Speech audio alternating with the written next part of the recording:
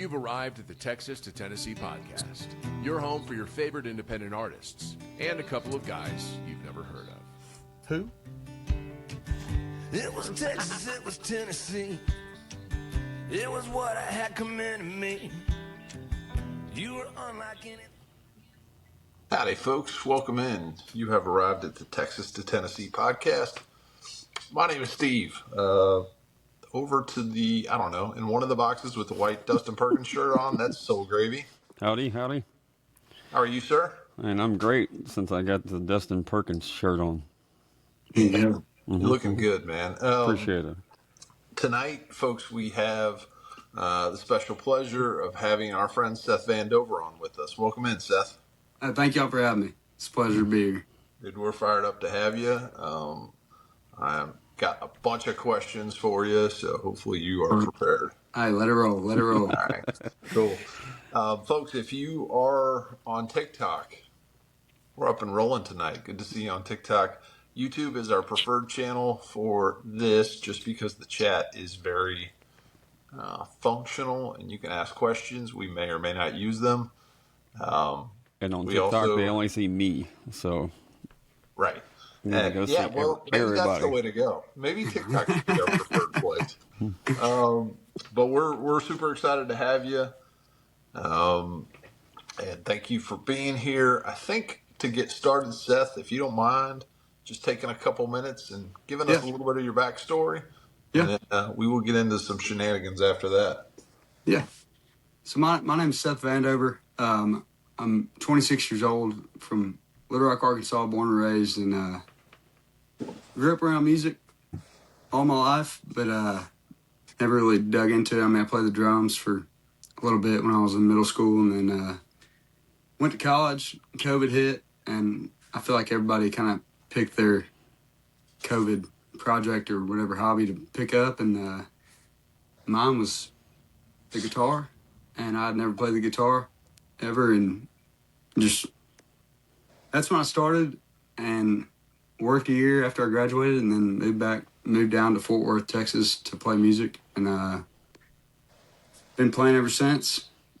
Never put it down. And so, I mean, it's going great so far, slowly but surely, but we're still paying our bills and getting there a long way. Nice. All right. Well, thank you for the intro. I have a few questions that I want to ask. I got a question real quick. Is that a Chris Knight album up on the above your shoulder there? On the shelf? This one? Yes. Okay. It is. There it is. Same one. Did we just become best friends? Okay. Then I'll just show that a little bit more. Yeah, okay. We have a couple. There's a decent chance that this could roll into an hour straight of Chris Knight talk, but hey, that's totally fine. We do want to get to know you a little bit better. But before we get to that, folks, I see you on YouTube already, so thank you for joining. This is Why Are They Famous? This section specifically, we get a quiz Soul Gravy on famous folks from Seth Van Dover's hometown, which is Little Rock. Okay. I guess that's your first hometown. Your hometown now is Fort Worth. But, born and raised in Little Rock, Arkansas. Yep, perfect. All right. Well, Little Rock is the capital and most populous city in Arkansas. The population was 202,000 specific to Little Rock, with the metro area of almost 800,000. So big town, Soul Gravy. I feel this is going to be helpful in terms of recognition. Yeah. Last night, Jackson, Mississippi. This time, Little Rock. We're hitting all the we're in the big cities. I know some people from Jackson. Compared to normal, where usually we're at 1,000 people or something. So yeah, it's not 100. What is it? 100? Is it 161 or was it 61 people from Stanley, Idaho? But yeah, those were tough to get right. So for sure. All right, we're gonna start you off with a little bit of success here. Okay. I think Brooks Robinson. Yeah, I know that name. Why do I know that name? He's think about your previous employment. I'm going blank. I'm going blank on that one. You set me up for success, and baseball player. Okay. Yes, sir. All right. Brooks is one of the most. I mean, a lot of people consider him, if not the best third baseman of all time. He's in the conversation. So played for the Orioles. Okay. Started his career there in Little Rock. So all right, we'll. I don't think I would have got that one anyway. Okay, fair enough. Well, he's old, but he's not like super old. No, I had to look it up. Yeah, he passed in 2023, so I would have got that wrong. He's like me old. So yeah, for sure. All right. Okay. Derek Fisher. Derek was a basketball player. Absolutely. And a subject of a bunch of fights and stuff like that during his career. Yeah, shout out to that. I feel like he was kind of like today's Dylan Brooks. I mean, he played a different position, but he was kind of an agitator a little bit. So I think on and off the court, if I remember some of the stories right. So yes. Mm-hmm. So we're not gonna venture far. So okay. Keep your brain in that section. Joe Johnson. Oh, he was a basketball player too for the Nets and Suns and the Hawks. The Hawks. That's right. Where I remember him. Man, he could light it up from the outside. Shout out to him. All right. He actually grew up like just a couple neighborhoods over from where I grew up. Oh, nice. Mm-hmm. Yeah. All right. I never met the guy, but. All right. Soul Gravy, I feel like you're starting off pretty strong. Okay. Got a chance to go 2 for 3 here. Bill Clinton. Yeah, I thought he was from Hope, Arkansas, but he is from Hope. Okay. He spent he spent a lot of years as the governor. And one of the coolest, if you've ever, I don't know if this is your thing or not, but going to presidential libraries, super cool one in right there in Little Rock. Okay. Took kids there. It was very cool. Never done it, but sounds like a good time. All right, this one's going to be a little bit tougher. Okay. But I don't have a lot of faith in you.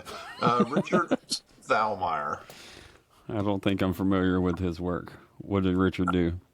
Dick was the founder of the Sharper Image. There we go. I was waiting on that. I was going to say it, but you got okay. I got you covered. He was what? The founder of what? Sharper Image. Okay. You know those magazines you get on planes that are stuff that you would never probably. I mean, obviously somebody's buying their stuff, but anyway, Sharper Image. Shout out to them. All right. All right. Here's one I think you got a pretty good shot at. His name's Jerry Jones. Yeah. I think he owns a very chaotic football team in Dallas. He does. Yep. He does. The Cardiac Cowboys. Yep. So some fun facts about Jerry. I mean, there's a few, but shout out to Jerry Jones. He was part of the University of Arkansas National Championship football team, and Barry Switzer was his coach, and Jimmy Johnson was his teammate. So fun stuff about the Jones family that pretty good documentary they released right before the season. Yeah, his sons went to the same high school I went to. Oh, very cool. Yep. Nice. A little fun fact. All right. All right, we'll get a little bit more difficult here. Do you know who Bill Hicks is? Soul Gravy? I don't think so.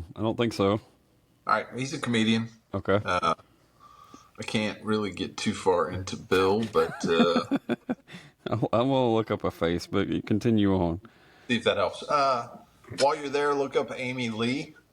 Amy Lee is the singer of what is the damn name of it? Starts with an E. An E, Evanescence. Yeah. Yes, sir. I honestly didn't think you were going to get that one. I think she was with the singer of Seether for a bit. I think. I believe could so. Be. I'll take your word for it. Okay. All right, this one's difficult but fun. Okay. Roger Bumpus. I don't think I'm familiar. We have a Bumpus Harley Davidson dealership here. I don't think it's. Maybe. I don't think so. I remember the Bumpus dogs since we're at that time of year. I don't know if y'all remember the movie Christmas Story. I remember the Christmas yeah, story. for sure. The Bumpus dogs were the dogs that were next door that came in and ate the turkey. Okay. Yeah, so fun fact there. Roger Bumpus is also, he's the voice actor known for playing Squidward on SpongeBob. Okay. Everybody knows SpongeBob, right? That's For sure. Yeah. Okay. All right. Got a couple more for you. Soul right. Gravy. This is one of my favorite ones. It's got a little bit of a deep cut. Not horribly deep cut. You might actually know it, Soul Gravy. Keith Jackson. Keith Jackson was the, if it's the same person I'm thinking of, was a pretty famous bass player and was on American Idol. That's Randy Jackson. My bad. That's very That's good. Keith's brother. Funny. Yeah, I don't know. for sure. So people would get these two people confused. And if you looked at them, they wouldn't necessarily, you probably wouldn't get confused. But this was, I don't know, a little while back. Keith Jackson was a pretty prominent tight end in the NFL. He played at Oklahoma, All-American, All-Pro. Also, there's a guy named Keith Jackson who used to be the well-known football announcer. So if you watch college football, especially in the South, in the 60s and 70s, Keith Jackson and beyond was kind of a legend. But we're talking about the one that played football, so shout out to him. Mm-hmm. Stay in that general vicinity. Houston Nutt. He was, to me, Houston was one of the last, like, good old boy SEC Definitely. coaches. Yes. He was like the Southern Baptist preacher that was a football coach too, you know. Yep. He was head coach at Arkansas and at Ole Miss. So he kind of cycled through. I kind of forgot about the Ole Miss thing. Yep. He was that at was Ole Miss after. first. That was okay. I think, gotcha. and then to Arkansas afterwards, and then I think that ended up maybe being towards the end of his stuff. One more, Lawrence Phillips. No, I don't think so. No, I've seen. I recognize the name, but I don't know why. He's a running back. Played at Nebraska, and then ended up playing on, I think, the Super Bowl champion St. Louis Rams. Okay. There's an amazing documentary about him. He went through some tough times, but a hell of a player. So I got a few others, but I'm gonna. I think there's a bunch of basketball players I think that are from Little Rock or the area. I want to say several. I want to say Mo Williams maybe was from that area, but I can't remember. Could be. Also, in a lot of songs, Arkansas is underrated on getting mentioned in a lot of songs. For sure. Mm-hmm. Reba and Colin Ray and all kinds of folks. So Johnny Cash, Ashley McBride. Yeah, and I want to say we've had 3 or 4 folks on from Arkansas. I'd have to go back and look at the list, but probably Jamie Clayton. Not yet. Yeah, I'm trying to think who else on the spot. That's not going to be my strength. So anyway, that's the reason why I asked the question. Yeah, I appreciate that. Great job, Soul Gravy. Next week is going to be a little bit more difficult, so study up. Or don't study up. That's all right. All righty. Seth, thanks for putting up with us there. No, thank y'all. We want to ask you a little bit. You kind of touched on this in your intro about making the move from Little Rock to Fort Worth. Do you mind kind of maybe going into a little bit more depth? Because I feel like there's an opportunity for a story there. For sure. So, I grew up in Little Rock, Arkansas. Went to Catholic high school, and then went to Fayetteville for school and started engineering school. And it was like, my mind went from, my parents were like, do you really want to do this? And I was like, you know what? If I don't try engineering, I'm going to regret it. And like in my mind, I was going to last maybe a semester, maybe 2 semesters. But I looked up 3 semesters later, and I'm still, I may have gotten a couple C's and D's there, but I was still floating. But my sophomore year, it was March 2020. They told us we had three days to move out of the house and move back home wherever you came from and do online school. And so that's what I did. I moved back home, and 2 weeks into school, I was like, and asked my parents if they had any friends with a guitar, because I don't know, something in my mind. I've always been around music, play the drums, like I said in my intro, for like a year and a half or 2 years, whatever it was, in like middle school. But so I've always been around it. But something about seeing my buddies play at campfires and just like parties in college, my first 2 years, I was like, I want to pick that up. And so got home 2 weeks into school. I asked my parents, and they're like, yeah. My mom was like, yeah, I have a friend with a guitar. And so borrowed Ann Ladner's guitar and started looking up YouTube videos. And like, she really just gave me this guitar to borrow and see if I was even interested in it. And turns out I was, because like a month later, I gave it back to her. I was like, all right, I'm going to go buy my own. Spell a little Taylor. And I'm out from the time I started to the time to now, I have not put it down at all. That's awesome. And so yeah, started off YouTube videos and never sang in my entire life. I mean, ever. In the car or whatever. I'd mumble in the back of the car, and so never sang. And so we go back to my junior year of college, I moved back up to Fayetteville, and classes for most people are still online, but a lot of my engineering classes were in person. And so like I look around like the campus and it's like, I'm the only one going to class, because most of the people had online classes still, but a lot of mine were in person. So kept doing that, and graduated in I graduated in December of 22. Okay. Moved back home, and I'm not lying, but when I tell y'all that like a couple weeks before this point was like the first time like singing in front of my parents ever. Okay. I would sit in my parents' bed and like literally they'd be like actually singing, because I was just mumbling. No, nobody cares. And so I think the next morning I woke up and just came up with the mindset of, you know what, I don't care what anybody thinks. If they don't like it, they can leave. And Steve, I know I've told you that before, but it's helped me a lot in like everyday life, because like I wake up singing music.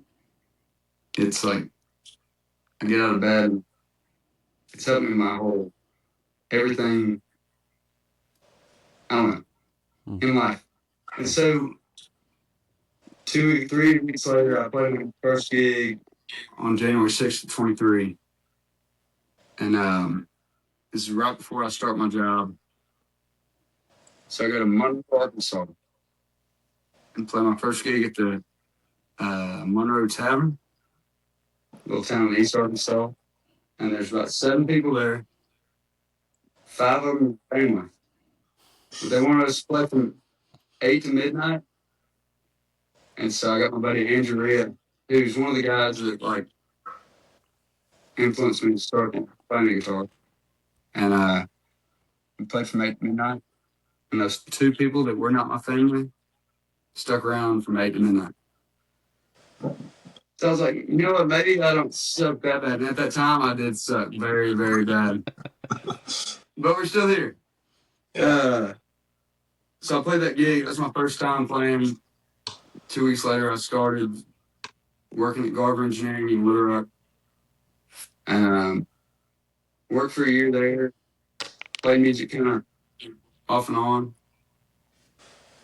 And then a year later, I just found myself saying that music was way more fun, because it is. I mean, I don't want to get stuck at the desk 9 to 5. No offense to those people. I've made a bunch of great friends, but this is way more fun. Yeah. Even doing podcasts like this. Yeah. But so I told my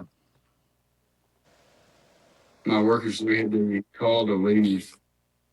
Like, I guess they got to see if I'm going to a competitor or anything. They're like, are you going to a competitor? And I said, no, I'm really just going to play music in Texas. And they said this company at the time, they said this company's been around for 104 years. And that's the first time on record we have that answer. And that just gave me even more of a push to go, honestly. Awesome. So it's been great. I've been down here. I moved down here end of February, early March of 24. So it'll be 2 years in late January or late February. Yeah, super impressive. So a couple things I didn't know that I found out from just hearing that part. Some of my favorite guitar players are folks that started as drummers. So there's a percussive nature to how you play. I'm no lead guitar player. No. But I mean, there is something to be said of kind of making that transition from playing drums first and then moving to guitar. So I think that's super cool. And then you have a roommate you probably want to give a shout out to as well. That's kind of going through some of the same things that you're going through. True. I think he actually just walked in the door too. Oh, shout out to Landon Hoffman. If y'all don't know his music or haven't listened to it, please give it a listen. Yeah, it's good stuff. He released an album last year. Landon's great. Seth turned me on to Landon, and we'll have to work on. This will give us an inside track of potentially getting Landon on the show. And he's got some good stuff coming too. So very much looking forward to it. All right, this Seth, this is the. Sorry, lost my mic there. This is the one question that this is one of two questions that we ask everybody. So there's a question at the end that everybody gets the benefit to ask or to answer. But this one's called the pie question. Okay. And it kind of helps at least us set where you stand musically. Kind of helps us give us a little direction. But we're going to give you a musical pie. The pie has 4 parts to it. The first part is songwriting.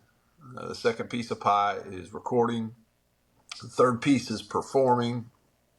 And then the fourth and final piece is everything about your business that doesn't include one of those first 3 aspects. So, and is this based off of time? Is this based off of effort? What is this? Well, it can be any of those things, but I think first I want to know where, which one of those areas is the place that you feel most at home. So whether it's on stage or in the studio or writing songs or doing social media and fixing your vehicle and doing podcasts. All the stuff that goes into it. Right. Yeah. So where's home for you? So first, you want me to give you 1 to 4? Yeah, just which one of those is the place that you kind of gravitate to? I gravitate to the performing part of it for sure. Nice. Second, I would say, let me just tell you this: the last one of that is all the stuff that behind the scenes. That's my least favorite part. Sure. All the social media for sure, fixing stuff.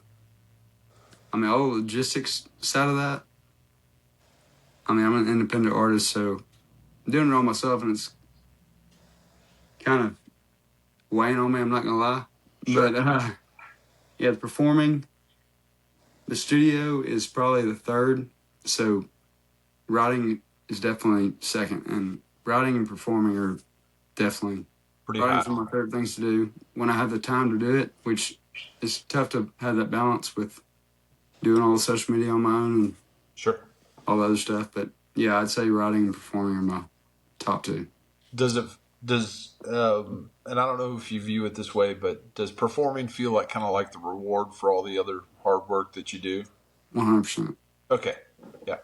Because, I mean, you can write a song in your bedroom and it sounds like shit, and then you get your guys together and you're like, oh, this is actually kind of cool. And then you all get to go play it. It's fun. Yeah, so I think one of the pieces of that is, you talked about really moving down in January of 24. At what point did you start putting the band together? The band together. Okay, so I probably it was probably 2 months into my. I'll tell you. You want the long story or? Yeah, whatever, man. Yeah, We got time. So like 2 months into my moving down here, I played the Rustic in Dallas, and my waiter, Luke Anderson, was at the Rustic. His name was Luke Anderson. He was like, "Hey man, I really like your set. Like I play lead guitar, got a drummer and a bass player. I'm looking for a lead vocalist and a rhythm guitar player." And at the time, I was like, this is the best thing that anybody in my position could walk into. Sure. I was like, I've been down here 2 months, and I was like, that's what I'm looking for. Right. And so I go over to his house, and he's like, just come jam next week. So I show up to his house next week, and I hang out with Luke, and I meet Juan and Gabe, the bass player. And we play for like 3 hours, just playing like random covers. Like none of my music, just random covers. And that was my first time ever playing with like anybody. Right. And so the next week I'm like looking for the same, hey, let's come to my house and let's jam. And I get a text and saying that somebody in that group had divorced and that one of them was moving out. So then it's just me and the bass player and Juan, the drummer. And about probably a month or two or three go by, and we didn't talk at all. And then I was finally like, I texted those two guys that were still there, and I was like, "Hey, y'all come jam at my house in Fort Worth." And the drummer Juan was like, "I'm so down." The bass player Gabe was like, "I don't like country music." No offense to Gabe. Great bass player, by the way. Fair enough. Great bass player. He's like, "I don't like country music. I like heavy metal." So then it was just me and Juan, the drummer. And I'm not lying when I say it was me and Juan. He had a full drum kit and me with an acoustic guitar plug up to a PA for probably 2 or 3 months. Okay. Just drums and acoustic guitar. And then I find out a buddy of mine or actually not a buddy, a guy I knew of at University of Arkansas. He played in a band in college, so I'd followed him, but I never met him. Found out he was in Fort Worth. He plays fiddle and lead guitar. Found out he was working at Lockheed Martin in Fort Worth, so I reached out to him on Instagram. I was like, "Hey, come join the band." Right. And so then it's me, Juan, and Cade, the fiddle lead guitar guy. And then I get on this app called Bandmix. Y'all probably heard of it. Yep. It's like Tinder for musicians. Yes, sir.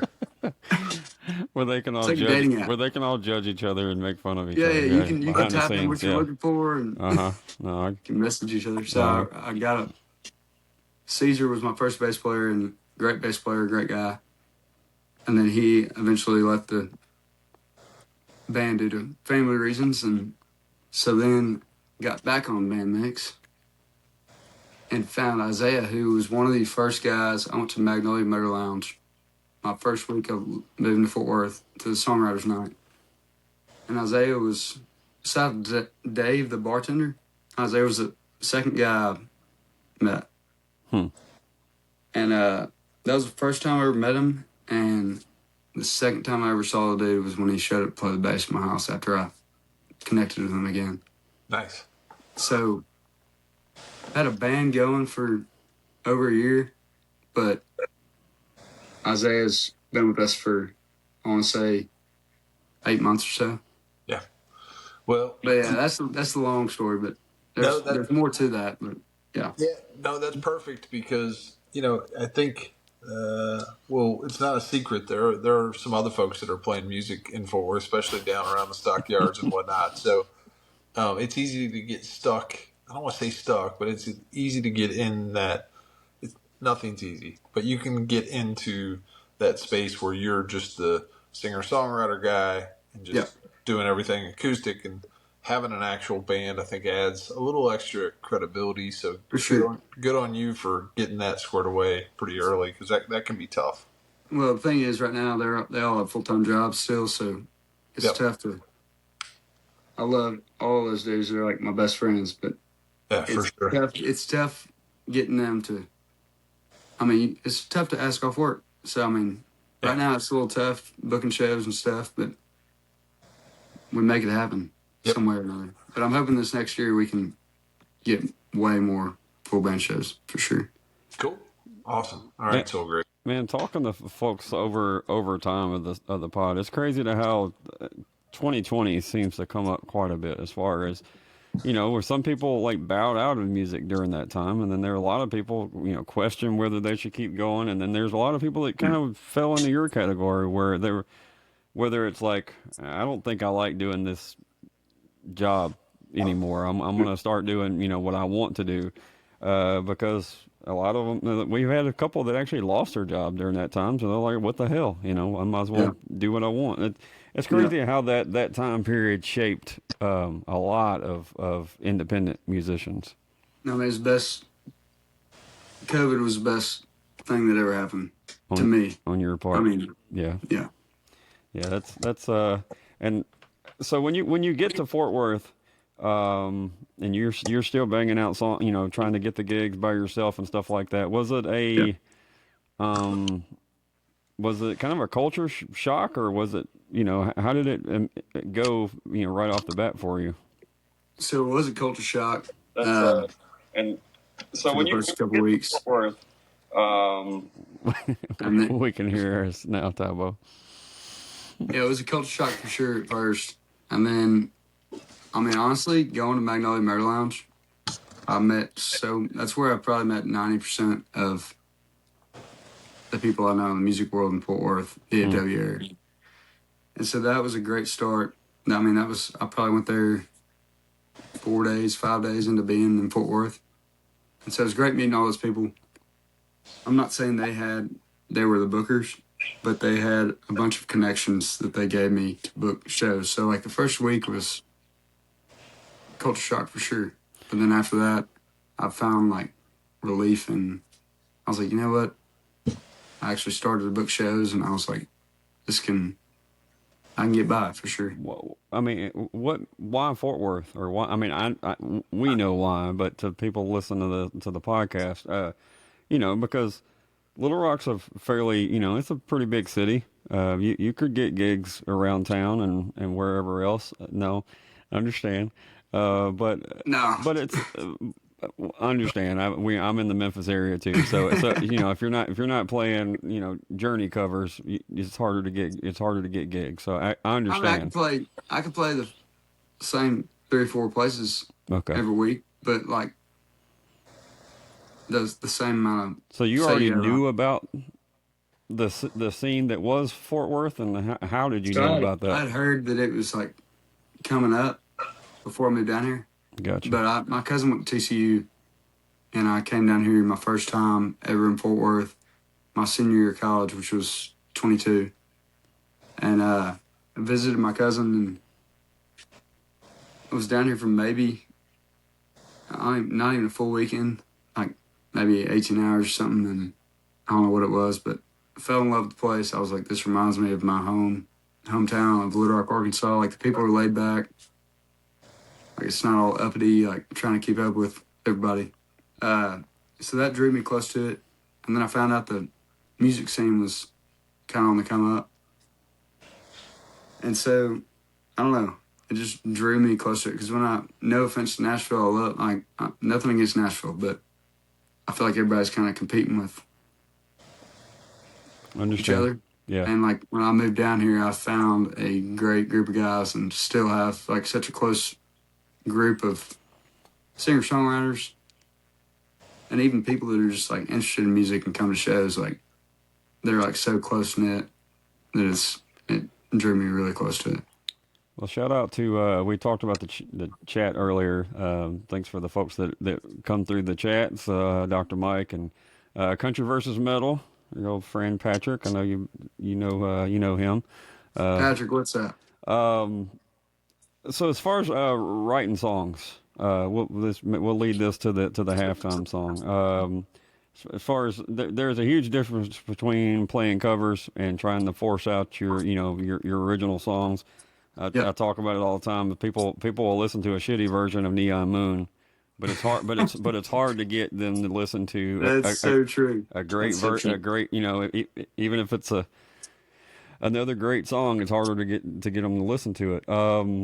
When did you decide to kind of start playing your original songs, and what made you want to keep on with that? I mean, I don't know when the hell I decided to start playing them, but so I wrote my first song my senior year of college, and I put it out. I was like, this is when I was still like engineering all the way. So like I was like, this is the only song I ever put out. So why don't we go pay this dude $100 to press record and press stop and send it to me, and put it out. And I took it down a few months ago, but that was the first song I ever wrote. But once I wrote that song, I will say it was a terrible song, but it gave me I was like, I don't know, I just had the mindset I could keep writing, like I could actually write a full song, like there's no structure or anything. I mean, you remember when you played any of your songs for somebody out, at a gig or whatever, and actually got some kind of reply or reaction from it? It was probably the first time was probably at Town Pump in my hometown of Little Rock, but that was also because my parents and family. And shout out to the family. Shout out to the family. I mean, they're my biggest supporters. My mom, my dad, my brother, they're all my biggest supporters, and they all invite their friends. And so that was probably the first time. And then I moved down to Texas, and it was probably, I don't know, a month into playing down here in Fort Worth, around here in DFW area, when I actually realized I was like, people actually kind of dig this, what I'm doing now. So yep, good for sure, 100%. Well, we are at halftime. I know it feels probably like we've been here longer, but that was a quick 37 minutes. Uh-huh. That was. Yeah, so we're going to have you go silent here, but before you do, can you give us a little background on the song Need Your Love? Yes, I actually played this funny story about this song. I played this song a couple weeks ago at the Billy Bob's Doghouse Songwriters Night, our songwriters competition deal, and Billy asked me if who's this song about? And my only answer was like, literally, this song's, I mean, I've had past girlfriends, but this song was not about a specific person. I was in Woodstock, New York, up there recording for a week, and it was the last day going in the studio, the night before the last day, and I'd had this song like 75% done. And I'd had other songs that I could record, but I wanted a song that I actually loved. And so I sat down that night and finished this song not knowing what song I was going to record the next day. And turns out it's one of my favorite songs that I've written. And the song's called Need Your Love. Sounds good. All right, here we go. All right, sounds good. We will give it a listen. We'll go silent here, Soul Gravy, so we can get the best listen. All right.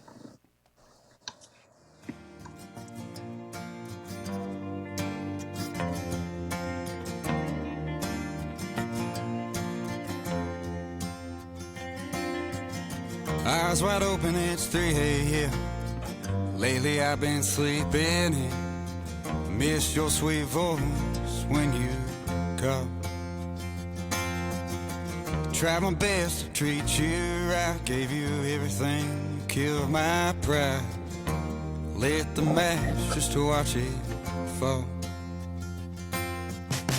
Nowadays going on my way, down a long and windy road unpaved.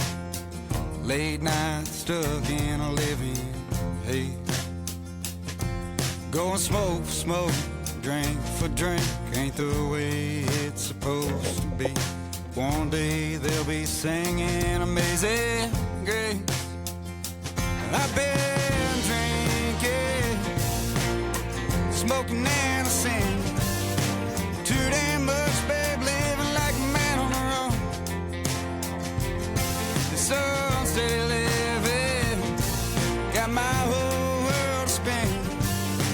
watch a bluebird day turn straight to dust. Baby, I need your love.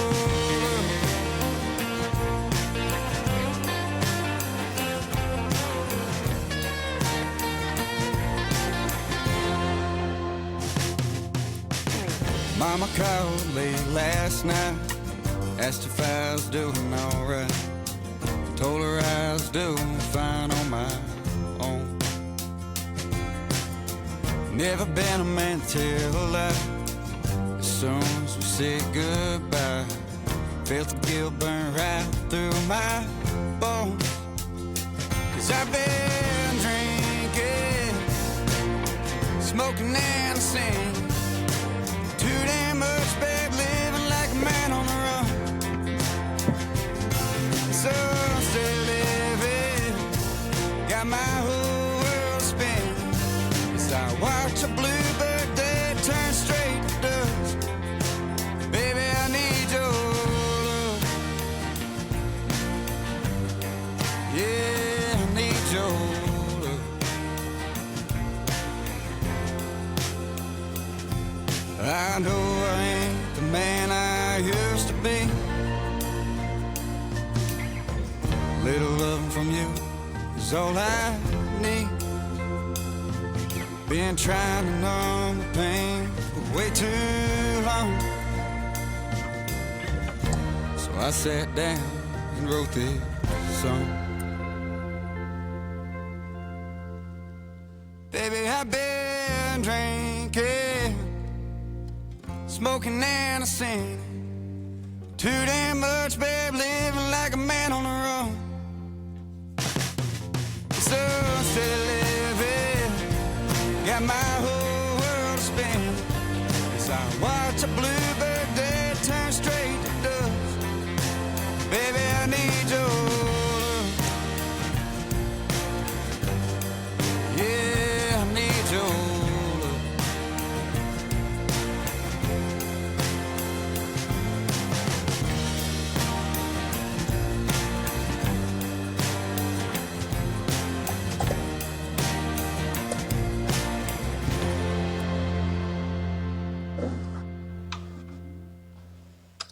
Alrighty, there we go, folks. That was Need Your Love by Seth Van Dover, who's also here with us tonight. So, Well, thank y'all again for having me.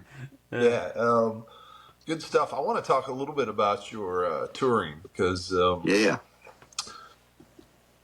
I spend a decent amount of time looking at schedules and around the music scene to a certain extent. And man, I just pulled up your schedule and it's wild. You have, man, you've got 30 or 40 shows already plugged in for next year. Well, let me tell you, my logistics make zero sense. I did notice a little bit of that, but Yeah. it is what it is, right? That's what happens when you're just going play. I mean, literally, what I'm doing right now is honestly going anywhere that'll pay me a decent amount and playing as much as I can to get my name. And I'm trying to, this next year, I'm going to try and reach different towns for sure, different cities. Well, I think that's smart. Soul Gravy, one of the questions that we ask pretty frequently, and I don't know. So this sometimes comes up later in the show, which we're getting close to, but they talk about bucket list venues. You've got, in the next 10 days, you're playing at one of those bucket list venues. The next 2 weeks are going to be awesome, for sure. Yeah, for sure. So I know you said that maybe this isn't exactly the favorite part of what you do, but it seems like you're having success getting those shows booked and kind of getting to that next step. Can you talk about some of the folks that you're going to be playing with over the next few months? Yeah.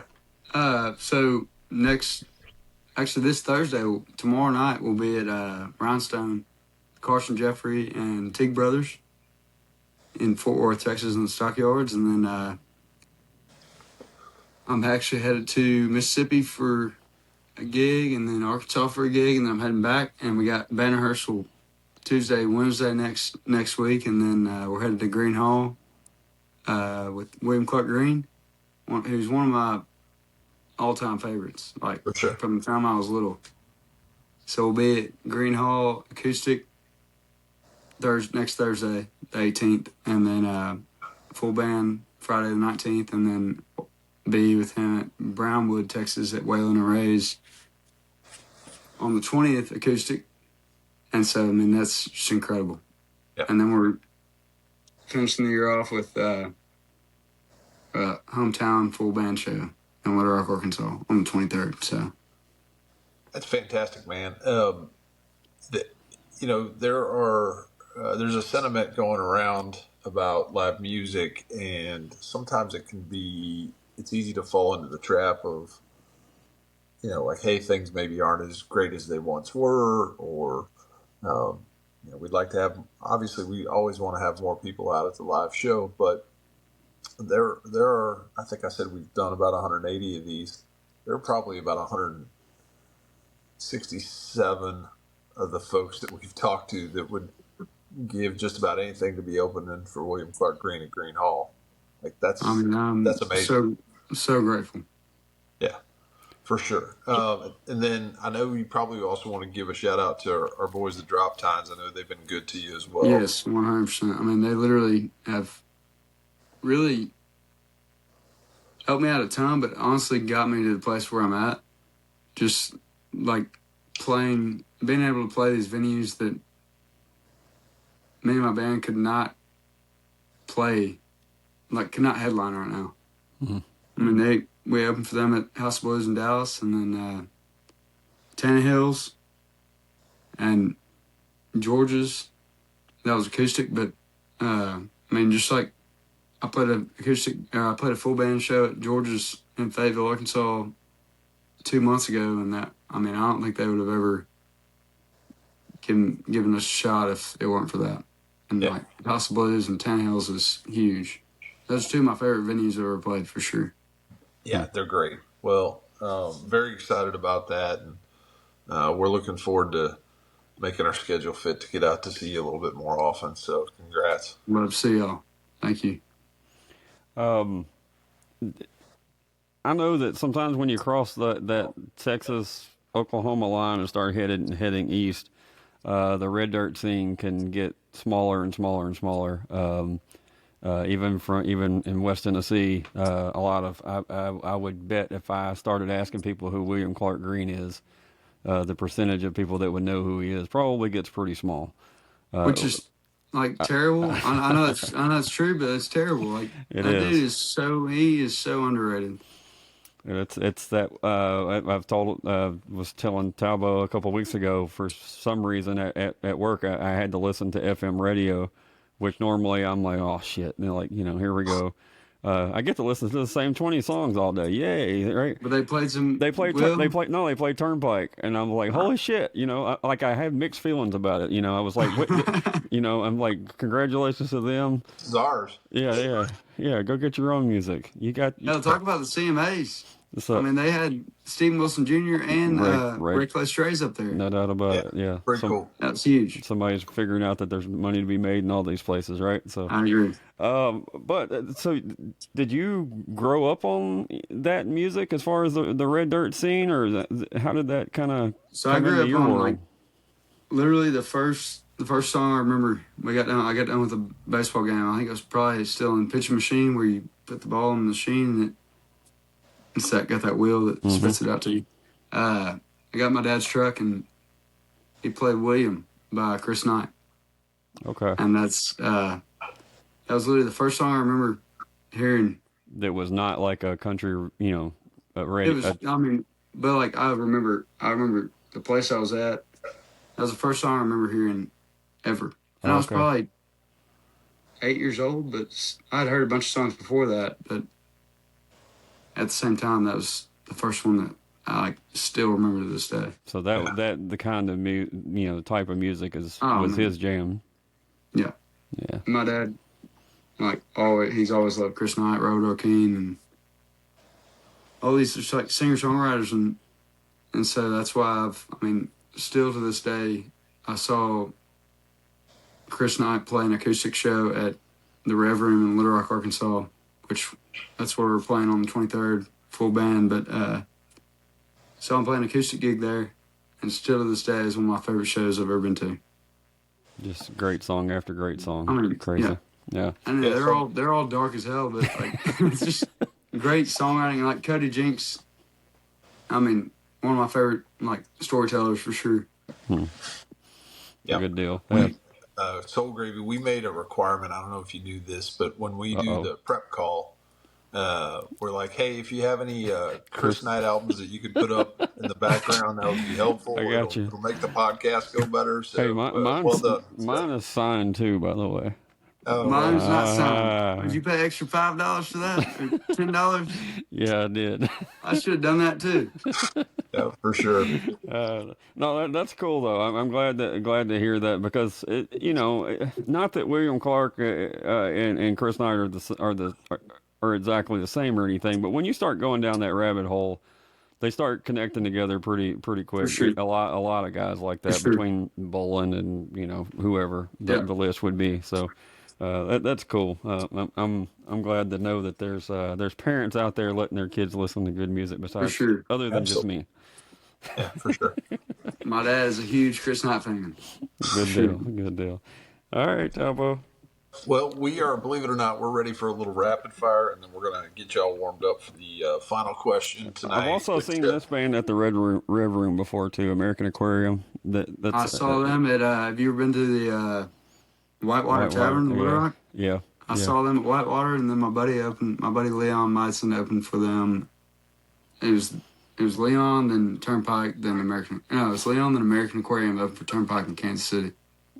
Like 2 nights later, it was awesome. Yeah. It sounds like a pretty good weekend. Yeah. Not bad. All right, so here we go. We're going into the rapid fire. Not a ton of thought on these, Seth. You can just kind of go. Do you use Spotify? I do. Okay. Any idea who was on your Spotify Wrapped this year? I release music on Spotify. I use Apple Music. Either one, whatever your top 5 is or top couple. Yeah. Who are the folks that you were listening to this year? It was. I know number one was Tyler Childers. Number 2 was Leon Meisen, my buddy. Nice. And I gave him a call after that. I was like, hey, you were literally my number 2. I said, even if I didn't know you, I'd still listen to your music. That's pretty cool. And then I can't remember the rest of the 3. I think it was J.D. Clayton from Fort Smith. He was one of them. Nice. Mm-hmm. But awesome. All right. I cannot remember anything. Next question. You told us what one of the first songs you remember hearing. What was the first concert that you went to, and then what was the first concert that you actually paid money to go see? The first concert I ever went to was Florida Georgia Line at Verizon Arena. It was Verizon at the time. Now it's Simmons. And Thomas Rhett opened. And I actually got the chance to shout out to my buddy Connor Reddick. He invited me to hunt with Thomas Rhett last year, and Thomas is one of the best guys I've ever met in the music business, like down to earth, and he's made it for sure. Yeah, good to hear. Just down to earth dude, and it's cool hanging with him. So that was the first concert I ever went to. First concert I ever paid for. Shoot, I can't remember. Yeah, I've been to so many, but I'm not gonna lie, I can't remember. That's okay. All right. I mean, I can make something up, but I don't. No, it's fine. We talked about bucket list venue, and I just realized. I mean, I was there, so I know. But not only are you playing Green Hall, but you've already played Billy Bob's, which is kind of wild. I mean,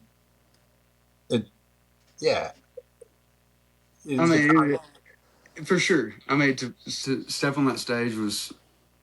I mean, I'll never forget that in my life, but it was definitely a great experience and something I'll never forget, like I said, but I would love to, and I hope to play a full band show there. Sure. Someday. Yep. Open for somebody. So I mean, it's just getting started there, but. Since we've already knocked out 2 of the and obviously you want to, headline probably some of these places as well at some point, but where's another place in Texas that you'd like to potentially play that you haven't had the chance to play yet? 11th Street Cowboy Bar in Bandera, Texas. Okay. Played Lukenbach too. That was acoustic, but played there. John T. Floors. Yep, that'd be a good one. Yep, for sure. And then if you want to get outside the Texas scene, I got a bunch more too. Yeah, where would you like to play outside of Texas? Red Rocks is my go-to, and I tell people all the time, like, once I play Red Rocks, whether I headline it or open, you can kill me there. Like, I'm fine. It'd be pretty cool. So Red Rocks is number one. Obviously, Grand Ole Opry. For sure. Awesome. And then there's a place in, I don't even know where it's, I think it's in Tennessee somewhere, the Caverns. Yeah. I want to play there. One of my favorite bands, Clay Street Unit out of Denver. They played there, and I've been watching their acoustic video, or their videos on YouTube there. And yeah, it's a crazy place. It's extremely unique. It just looks sweet. It looks sweet. Extremely unique as far as like the bands you can only reach like a certain decibel. Like it's sure. because, really? Yeah, because you can't like disturb anything. It's a extremely unique place, which is I've heard that a couple times on this list that like this, but not too many. I think other bands should put that on their to-do list at some point in time. I mean, it's just like a cool spot to go. All right, so I wanted to add one because I got one more. I got one more venue. Yep. All right. Simmons Arena in Little Rock, Arkansas. I want to play I was trying to remember who. I've been there before, and I can't remember. I think it was Shinedown. I think it was Shinedown who I saw there, but I can't. We made a trip over there, and I can't remember why. So how far is that from you? Like 2.5 hours, something like that. That's super doable. All right. Yeah. Nice. It's not too bad. But it wasn't one of the Red Dirt shows or any of those, so that's why it was something different where the whole family went, which doesn't happen all the time. So that's why I was trying to remember who it was. Anyway, you were talking about the different some of these venues and stuff that you're just, we can tell that you're proud that you played them and you want to progress and have a full band show and all that. So when we say you've made it in the music business, what does that mean to you? Honestly, when I made it is when I would never pass up being some big star or anything. But at the same time, my mindset is set to, I just want to literally have a family and like provide for them and like live a comfortable life. Nothing crazy. I don't even have to live anything crazy, but just provide for them and be able to do music full time. Which is what I'm doing now, but there is no way in hell I can provide for a family. Family band. When I made it, yeah, I got you. When I made it is when I can literally do what I love and raise a family and live comfortably. Good deal. Nice. Perfect answer. This next one is Soul Gravy's question. So if you don't like it, feel free to just all right. Tell us. You get in this hypothetical scenario, you get to start a podcast, which I'm sure is high on your list of things that you want to do. But we want to know who your first guest would be, and we'd like it if it could be somebody musical. First guest at a concert? No, sorry. In this scenario, you have started a podcast. Start a podcast. Yep, and you get to choose who your first guest is, and it can be anybody, but it needs to be somebody musical. Who would that be? Sturgill Simpson. Oh, yeah, right out of the gate. For sure. It sounds like that would be successful, so if you can get Sturgill on, let me know. We'll be available to back you up on that. Sturgill, if you want to start a podcast, let me know. Yeah, very nice. I have 2 more questions that I want to ask, and then we'll get you over to the final question. You get to put your music on any movie or TV soundtrack. What would you choose? I would say definitely any of Taylor Sheridan's stuff. It's fair. I mean, I'm just being honest. Yeah. I mean, yeah. We'd all go for that. Mm-hmm. I just feel like that's the most. Yes, I want my stuff to be on a movie or a show or whatever. But at the same time, I want it to be on a show that fits a bunch of people watch. Right. and it's all Texas stuff. All of his shows are Texas based, and if I could get on one of his shows, that'd be awesome. Yeah, we'll work on it. We'll see what happens there. This question, I think, applies to you because I know you've seen both ends of this. So tell us what your ideal green room would look like. Ideal green room. Maybe if you I don't know, been in some cool green rooms, but at the same time, there's a few of them are lacking. Like maybe they got all the couches and stuff and all the fridge full of beer and stuff, but at the same time, some of us need a shower after loading in. Understand. 110 degrees, and we got to change clothes into we're changing clothes into the same. After not taking a shower, we're changing clothes, and we're still sweaty as hell, so it's basically not changing clothes. So, maybe a couple couches, bar with some tequila, and a beer, a fridge with some beer, and then a shower and a bathroom, honestly. That's probably my... Nothing fancy, I promise. All right. Well, we try to get the message out to the venue, so hopefully they'll. I'll provide the tequila if I need to. But. Yeah, that's fair. Right. We'll substitute tequila for shower. Understand? I don't know about that. Well, that is something that before we started talking to people, you don't realize how much the shower part plays in.